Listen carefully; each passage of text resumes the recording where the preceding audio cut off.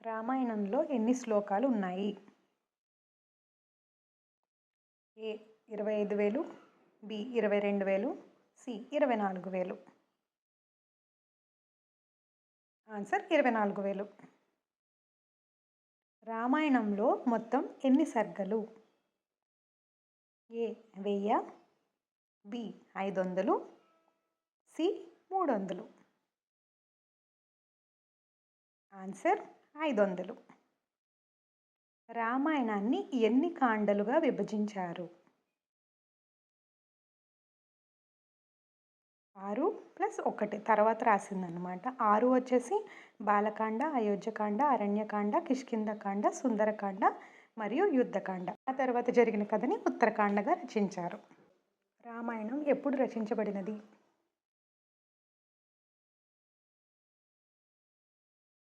సుమారు సామాన్య శక పూర్వం 1500లో రామాయణం అనేది రచించడం జరిగింది. రామాయణం ఏ భాషలో రచించారు? ఏ తెలుగు, బి తమిళం, సి సంస్కృతం. ఆన్సర్ సి సంస్కృతం. Thanks for watching.